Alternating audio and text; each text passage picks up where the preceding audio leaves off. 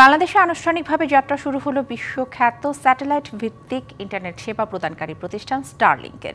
ডাক, টেলিযোগাযোগ এবং তথ্য প্রযুক্তি মন্ত্রণালয়ের দায়িত্বে থাকা প্রধান উপদেষ্টার বিশেষ সহকারী ফয়েজ আহমেদ তৈয়ব আরও জানান, আইনে ইন্টারনেট বন্ধের ধারা বাতিল করা হচ্ছে। মঙ্গলবার ফরেন সার্ভিস একাডেমিতে ব্রিফিংয়ে তিনি আরও বলেন, এই ইন্টারনেট সেবার কারণে দেশের জাতীয় স্বার্থ রক্ষার বিষয়টি গুরুত্ব দেওয়া হচ্ছে।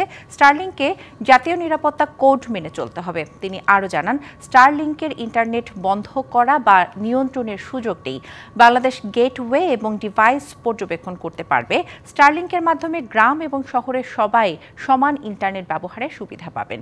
গ্রাহকরা আজ থেকেই অর্ডার করতে পারবেন। যেসব এলাকায় এখনও ফাইবার কিংবা দ্রুতগতির ইন্টারনেট সেবা পৌঁছায়নি, সেখানে কোম্পানিগুলোর ব্যবসা সম্প্রসারণের সুযোগ পাবেন।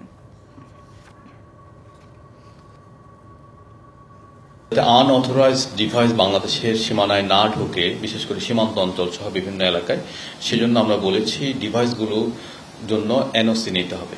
তো আমরা যেহেতু হাজার হাজার ডিভাইস আলাদা করে এনওসি দিতে এটা প্রসেসগত জটিলতা তৈরি হবে, সেজন্য আমরা বলেছি গ্রুপ অফ ডিভাইসকে একই এনওসির আওতায় ব্যাচ করে আনা যাবে। আওয়ামী উদ্যোগ ছিল, সেখান থেকে আমরা সরে এসেছি এবং সাইবার নিরাপত্তা আইনে আমরা ইন্টারনেটকে নাগরিক অধিকার হিসেবে স্বীকৃতিও দিয়েছি। নগদ পেমেন্টে 500 টাকা পর্যন্ত ক্যাশব্যাক আর লেনদেনে প্রতিদিন ডিপ ফ্রিজ এবং ঘন্টায় ঘন্টায় এসি, টিভি সহ দারুণ সব গিফট।